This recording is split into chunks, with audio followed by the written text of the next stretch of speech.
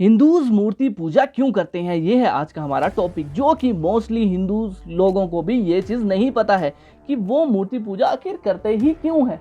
तो चलिए जानते हैं कि क्या है इसके पीछे का राज, और भी जानते हैं कि और रिलीजन जब मूर्ति पूजा को मना करते हैं तो वो ऐसी क्या गलतियां आज के टाइम में कर रहे हैं जिसकी वजह से वो भी कहीं ना कहीं मूर्ति पूजा की ओर अग्रसर हो रहे हैं। और क्या मूर्ति पूजा सही है या गलत, इस विषय में हम जानेंगे। मैं हूं अतुल शर्मा और आपका स्वागत है द इंडियन फिलॉसफी में। According to the Hindu philosophy, जिसमें यह भी कहा जाता है वसुदेव कुटुंबकम, जिसका मतलब कि ये सारी दुनिया एक परिवार है, उसमें हिंदूज ये मानते हैं कि डेविल, गॉड और ह्यूमन एंड एनिमल ये सभी साथ में एक साथ ही रहते हैं। उसी में जो लोग सोसाइटी के लिए, इस अर्थ की हेल्थ के लिए इम्पॉर्टेंट है और उसके वेलफेयर के लिए कंटिन्यू काम करते हैं, वो धीरे धीरे देवी देवता बनते चले गए। उसके बाद वो लोग जो बुराई करते हैं उनको राक्षस या डेविल में उन्होंने डाल दिया। लेकिन ये सवाल अभी भी बना हुआ है कि हिंदूज मूर्ति पूजा क्यों करते हैं।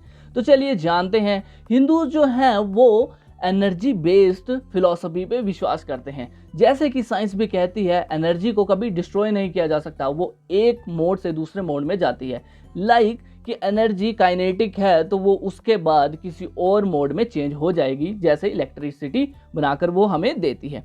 वैसे हिंदूज मानते हैं कि ये वर्ल्ड जो कॉस्मोस है उसमें एनर्जीज फैली हुई हैं और उन एनर्जीज को वो एब्जॉर्व करना चाहते हैं, जिसे वो मूर्ति के जरिए अपने पास लाना चाहते हैं। क्योंकि होली बुक में श्री कृष्णा ने भी ये कहा था कि जब जब धर्म पर विपत्ति आएगी तो वो धरती पर उतर कर आएंगे। तो उसी रूप में जब जब गॉड धरती पर आए और उन्होंने डेविल या बुराई का विनाश किया तो उन्होंने डिफरेंट जो है वो रूप लिए, और उन्हीं रूपों को अपने अकॉर्डिंग लोग उन्हें फॉलो करते हैं। लाइक आपने देखा होगा कुछ बच्चों का स्पाइडरमैन फेवरेट है तो किसी का बैटमैन। इसी तरह गॉड के भी डिफरेंट रूप है। जब वो धरती पर आए, कभी उन्होंने शक्ति का रूप लिया तो कभी उन्होंने शिवा का रूप लिया, तो कभी उन्होंने राधा तो कभी उन्होंने कृष्ण का रूप लिया। और इसी रूप को, जिस रूप को वो लोग पसंद करते हैं, उसी की उपासना करना वो पसंद करते हैं। इसी वजह से उन्होंने डिफरेंट टाइप्स के भगवान को मानना शुरू किया। चलिए मैं आपको एक चीज बताता हूँ कि किसी व्यक्ति को पेस्ट्री पसंद है तो किसी व्यक्ति को मिठाई पसंद है। जिसको जिससे स्वाद आता है वो उसी को प्रेफर करता है। उसी तरह हिंदू भी ये मानते हैं कि मेरा जो गॉड है, मैं इस नेचर का हूँ तो मुझे इससे ज़्यादा प्रेरणा मिलेगी। लाइक आपने सोसाइटी में देखा ही होगा, कोई सन्यासी या सत्संगी टाइप लड़का हो तो उसे कहते हैं ये तो शिव जी ही है।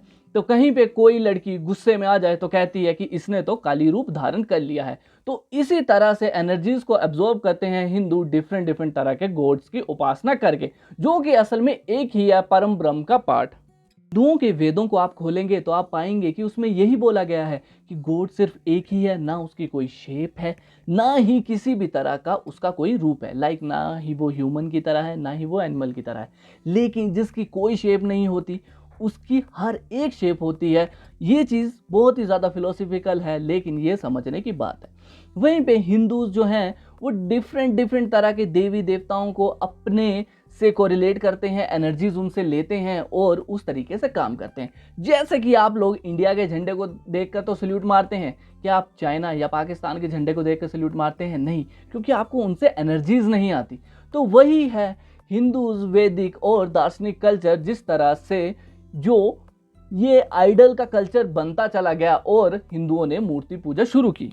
अगर आप प्री वैदिक काल में जाएंगे तो उस टाइम पे मूर्ति पूजा नहीं होती थी। यज्ञों के जरिए, यानी कि वो अग्नि को एक साधन मानते थे ह्यूमन और गॉड के बीच का, कि ये हमारी आवाज़ वहाँ तक लेके जाएगी। लेकिन वक्त के साथ जैसे जैसे साधना का स्तर कम होता गया, लोगों ने मूर्तियों में शिफ्ट होना शुरू किया, क्योंकि उनको उनसे एनर्जी ज़्यादा आना शुरू हुई।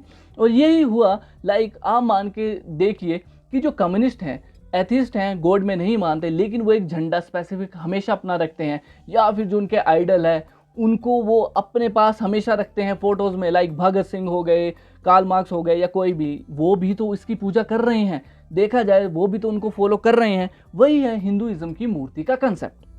चलो मैं आपको अब एक चीज़ और बताता हूँ कि इस्लाम में जैसे कि कहा गया कि अल्लाह जो कि है, जो सुप्रीम है, उनकी कोई शेप नहीं है, कोई कुछ नहीं है, और उनकी पूजा करने के लिए किसी मूर्ति या फोटो की ज़रूरत नहीं है। लेकिन फिर भी क्यों पश्चिम की दिशा की तरफ मुंह करके इंडियन मुस्लिम जो है वो नमाज़ पढ़ते हैं? क्या पश्चिम की दिशा से उनका क्या लेना देना है, क्योंकि उस तरफ है सऊदी अरेबिया। अगर अल्लाह किसी मूर्ति को भी नहीं मान रहा तो एक दिशा को कैसे मान सकता है? वहीं पे लोग मक्का में जाते हैं और वहाँ पर पूजा करते हैं, लेकिन मक्का भी तो एक तरह की मूर्ति ही हुई, एक तरह का स्ट्रक्चर ही हुआ। फिर वहाँ पर स्पेशल जाकर ऐसा क्या मिलता है जो कि उनकी फिलॉसफी के खिलाफ है? वहीं पे उसके बाद आते हैं बुद्धिस्ट। बुद्धा ने तो ये ही नकार दिया था कि भगवान है ही नहीं, उन्होंने आत्मा में विश्वास करने को कहा था और मूर्ति पूजा को बुद्ध ने सबसे पहले नकारा था। लेकिन बुद्धिस्ट लोगों ने बुद्ध की इतनी मूर्तियां बनाई कि अरेबिक वर्ड जो बुद्ध है, बुद्ध कहते हैं वो मूर्ति को, वो बुद्धा से निकलकर ही आया, क्योंकि इतनी ज़्यादा मूर्तियां बन चुकी थी। अगर आप आज भी गूगल में सर्च करेंगे तो दुनिया में सबसे ज़्यादा मूर्ति सिर्फ बुद्धा की ही है, जिन बुद्धा ने मूर्ति पूजा को नकारा था। इसी तरह और भी कई सारे रिलीजन हैं जिनकी डिफरेंट फिलॉसफी है और वो मूर्ति पूजा में नहीं मानते। लेकिन बात क्या है? बात ये है कि आपने अगर दिल्ली जाना है तो आप बाय ट्रेन जाइए, बाय एयर जाइए या बाय वाटरवेज जाइए। चलिए वाटरवेज तो है नहीं, लेकिन फिर भी अगर आपने कहीं से भी जाना है, पहुंचना आपको दिल्ली है, तो कोई भी रास्ता खराब नहीं है। आपको दिल्ली जाना है तो वही मेन आपकी डेस्टिनेशन है, वही है भगवान तक पहुंचने का मेन रास्ता। और जो हिंदुइज्म है वो एनर्जी को साथ में लेकर चलता है, फील करता है कि ये जो चीज़ें हैं ये मुझे ज़्यादा एनर्जेटिक फील करवाएंगे और अपने गॉड के ज़्यादा पास फील करवाएंगे, इसलिए वो आइडल की पूजा करते हैं। और आइडल ऐसा नहीं किसी को भी उठाया, रख लिया और पूजा करना शुरू कर दी।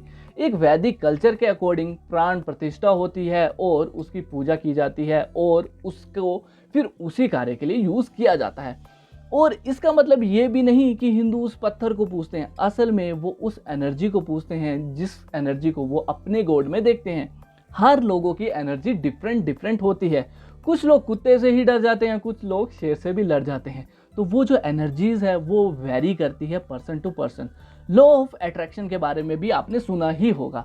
असल में हिंदुइज्म भी इसी को फॉलो करता है। अगर आप नियरली देखें, जो कॉस्मोस में एनर्जीज हैं उनसे कोरिलेट करने के लिए हिंदू जो है वो आइडल्स को ऐसे एक माध्यम यूज़ करते हैं कि हम इसकी पूजा करके कॉस्मोस के एनर्जीज को अट्रैक्ट करेंगे। इसलिए हिंदुइज्म ने सबसे ज़्यादा जोर मेडिटेशन को दिया। अगर आप देखेंगे तो 99% हिंदू गॉड जो हैं वो मेडिटेशन की मुद्रा में बैठे होते हैं या फिर उनकी आधी आंखें तो बंद होती ही है। एक्चुअल में हिंदुइज्म बिल्कुल ही एनर्जी बेस्ड रिलीजन है जिसमें हर तरह के लोग फिट आ सकते हैं। जो साइंस को मानते हैं, लॉ ऑफ मैनिफेस्टेशन और लॉ ऑफ अट्रैक्शन को मानते हैं, उनके लिए भी ये रिलीजन है। जो कि गॉड में नहीं मानते उनके लिए भी है, जो मूर्ति पूजा में मानते हैं उनके लिए भी है, और जो कि निराकार ब्रह्म को मानते हैं उनके लिए तो ये है ही। क्योंकि हिंदूज के जो वैदिक हैं, वेद हैं, उसमें या फिर आप गीता को उठाकर देख लीजिए, वहाँ पर यही बात की गई है। वहीं पे इस्लाम ने जितना ज़्यादा दुनिया में जोर लगाया कि जो गॉड है वो अनशेप्ड है, निराकार है, तो वो ये सबसे बेसिक चीज़ ये भूल गए कि जो कि निराकार है उसका तो हर आकार है। यही साइंस का असली कंसेप्ट है। ये चीज़ समझने में वो चूक गए और उसके चक्कर में बहुत सी मूर्तियां उन्होंने तोड़ दी। लेकिन हिंदुइज्म जो एनर्जी पे बेस है, उन्होंने कभी इन चीज़ों पे ध्यान ही नहीं दिया। उन्होंने कहीं पे रास्ते में चले, पत्थर उठाया, तिलक लगाया, प्राण प्रतिष्ठा की और पूजा करना शुरू कर दी। उन्होंने कहा कि अगर दुनिया की हर चीज़ गॉड की ही है, यूनिवर्स की ही है, तो इसी से क्यों ना एनर्जी ले ली जाए। इसलिए हिंदू पेड़ की पूजा करते हैं, गाय की पूजा करते हैं और आप ये मान के चलिए नवग्रहों की भी पूजा करते हैं। मतलब पूरे के पूरे सोलर सिस्टम की भी वर्शिप की जाती है। कितना विचित्र या कितनी बड़ी फिलॉसफी के साथ ये रिलीजन है, लोगों को अभी तक ये समझ आ ही गया होगा। क्योंकि हिंदुइज्म ही एक ऐसा रिलीजन है जिसमें वुमेन को भी एज अ गॉड कंसिडर किया गया है। और इवन तक जो किन्नर हैं, जो आज के टाइम के मॉडर्न डे LGBTQ है, वो भी हिंदुइज्म में बहुत पहले से मान्यता में थे। और ऐसा नहीं है कि हिंदुइज्म इंडिया तक ही फैला है। अगर आप जापान में जाएंगे, इजिप्ट में जाएंगे या फिर पेरू में जाएंगे तो आपको हर तरफ हिंदुइज्म के निशान मिलेंगे।